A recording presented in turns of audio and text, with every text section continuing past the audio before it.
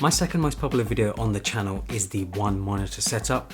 I uploaded that video nearly 2 years ago now, and I wanted to do an updated version. If you're someone who's looking for the perfect all-in-one monitor for your setup, for your games console, Mac or PC, you've come to the right place. I've been on the hunt for the perfect monitor that can basically just do everything.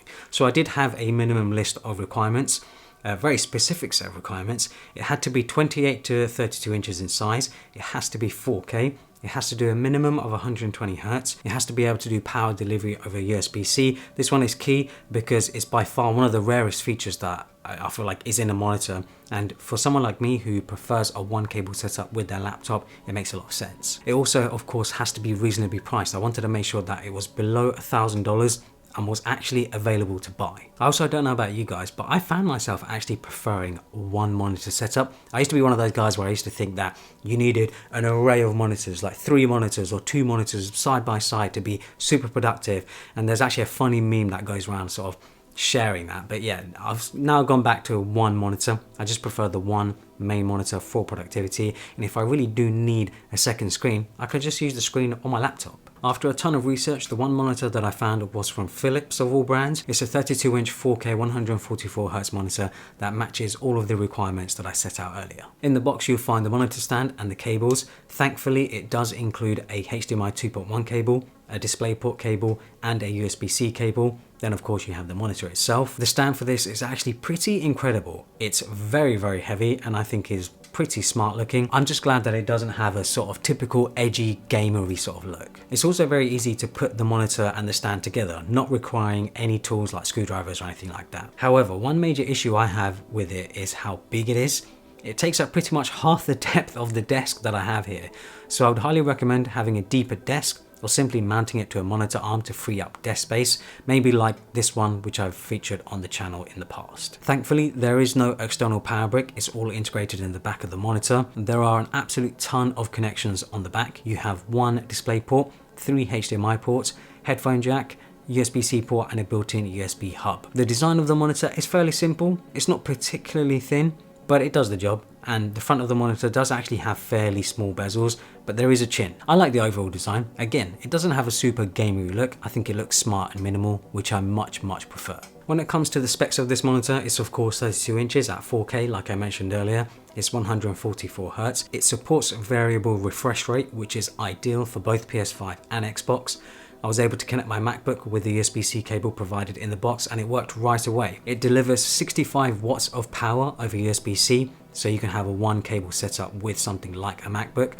65 watts is usually enough for most people, but do be aware if you have a 16-inch MacBook Pro, one of the beefy ones with an M1 Max chip or something like that, that might actually require a bit more power when you're at full tilt. I think when you're doing everyday stuff, you should be fine. But if you're rendering a video or doing heavy 3D rendering or something like that, you may actually be using more than 65 watts that the cable can provide. So keep that in mind. You might still need to use your MagSafe charger. Overall, a very seamless experience. No having to mess around with any settings, it just works right away. I was also able to get 120 Hz refresh rate over the USB-C cable, so it's buttery smooth. I wasn't able to get the full 144 Hz with a MacBook. I tried various MacBooks and it just seems to limit it to 120 Hz. I don't think that's a big deal really, because it's quite a minimal difference. It still looks very smooth anyway. Next up was connecting my PS5, which again was very seamless. It worked right away and the settings showed that variable refresh rate was supported up to 120 Hz.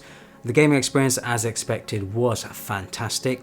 I haven't adjusted any of the picture settings as I wanted to see what it was like at default, and it's pretty much perfect to my eyes. I'm sure with the color calibration tool it could be even better, but I'm just glad that out of the box most people will be very happy with the experience. This monitor though has one feature that no other monitor brand has, and that's the famous Phillips Ambiglow. I don't think this is a must-have feature, but boy is it cool to have. Ambilight is essentially a bunch of small LED lights built into the back of the monitor. The lights respond to whatever is on the screen. It can enhance the overall experience of the monitor and works especially well against light colored walls. You can enable or disable this in the settings, and you can even set it to other options if you don't actually want it to react to whatever's on the screen. However, one issue that I found with the Ambiglow was that I feel like it's a bit too slow to react to whatever's on the screen. So if you have a fast-paced sort of motion, if you have a fast-paced game on the screen, I just found that there's a little bit of a delay. It's pretty noticeable when you look out for it, but when you are focused on the screen, playing a game, working, whatever it might be, you pretty much sort of forget that Ambiglow is even there. Ambiglow is cool and a very unique feature of this monitor, but I don't think anyone really needs it. However, there's no denying that it's a nice to have. Overall, as a whole package and everything that this monitor can do, and the price tag of $800, I know sometimes it can come on sale as well. Yeah, for that price tag, I do actually think it's really good value. It really is the all-in-one monitor for everything. If you need one monitor that can do it all, this is just one of the best and only options right now. I did of course really look hard for other monitors sort of in this price range that can do everything that this monitor can, and there really isn't anything else out there for everything that this monitor can do. That there is no other competition. Like, it's actually pretty insane. However, if you guys feel like I'm missing something, maybe there's a monitor that I haven't looked at that does everything that this does and maybe has some more features, or maybe it's cheaper, please do let me know in the comments below, because I did also want to stick with a brand like Philips, you know, a well-known brand, because obviously you get warranty, customer support and things like that. But yeah, for now, I actually haven't seen anything else that can match up to this monitor. By the way, if you're interested in this wallpaper, it's part of my new Dark Layers wallpaper pack. I'll leave it linked down in the description below. And please make sure to subscribe. It helps a lot in supporting the channel. There are a few alternatives out there, and the most common one that keeps popping up is the Gigabyte M28U and the M32U, which are pretty much exactly the same monitor, but they're different screen sizes. It meets all of the other requirements that I mentioned. However, the power delivery on the USB-C port is lacking. It only does 15 watts. Now, 15 watts might be okay if you're using something like a MacBook Air, like the one I have here, where it doesn't require too much power. But if you're using a MacBook Pro or any other sort of power-hungry machine, yeah, 15 watts just isn't powerful enough. You will need to connect your MacBook, your laptop, whatever it might be, to an external power source in addition to connecting it to the monitor. I actually had the M32U and it really is a great monitor. It's just a shame about the USB power delivery. I found myself having to plug in my MacBook to wall power whenever I did anything intensive like video editing. There are many other alternatives out there, but there's usually just some sort of feature, some sort of minimum requirement for me that's missing. So that's why this one just seems to somehow meet everything. The other option is to use a external hub or dock or something like that. I featured many hubs and docks on the channel, and yeah, they're a great way to just have a one cable setup, and then you don't have to worry about the monitor doing power delivery, because you can use the dock or the hub to power your MacBook, and at the same time you get additional ports. You know, you get access to additional ports that maybe the MacBook doesn't have. The only thing is, of course, you do have to shell out additional money, and I know for a good quality Thunderbolt dock, you're going to be sort of spending maybe $100, $200, $300. So you've got to factor that in as well, because that's going to be on top of the cost of buying the monitor. What's funny is I don't use any of the monitors that I just mentioned. I'm very, very fortunate where I have a separate office workspace here. I have a setup at home. I actually have two setups at home. I have a gaming setup and a work setup.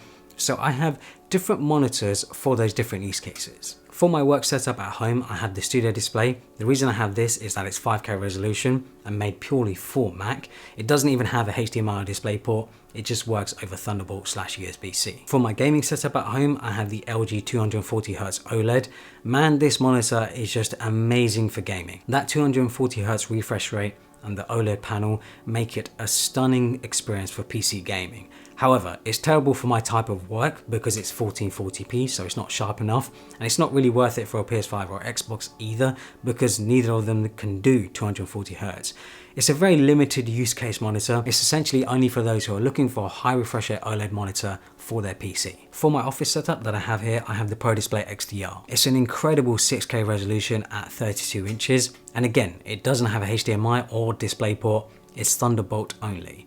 This monitor has a crazy price tag, but it is just incredible for my type of work. The resolution and screen size make it a productivity beast for me. The reason I have the Studio Display and the Pro Display XDR is for one specific reason. They're 5K resolution and 6K resolution. Because I do a lot of design work, I need pixel perfect displays. When scaling macOS on either of these displays on their default settings, which is usually half their native resolution, you get pixel perfect text and UI. For example, on the Studio Display, even though its resolution is 5120 by 2880, you can see by default It's scaled to 2560 by 1440. This is what essentially gives you retina quality. This also applies to the Pro Display XDR. Its native resolution is 6016 by 3084, but macOS scales it to 3008 by 1692, so you end up getting more screen estate compared to a standard 4K monitor. You can of course change the scaling on a 4K monitor to fit more on it, but then the pixels start blending together to make the extra room, resulting in a loss of sharpness. But anyway, those are the monitors that I use for my specific setups and for my use cases. But if you're looking for only one monitor that can do it all, where you can connect up your MacBook, your PS5, Xbox, your PC, this really is just one of the best that you can get right now. So hopefully you guys enjoyed it. Follow me on Instagram and Twitter and subscribe for more.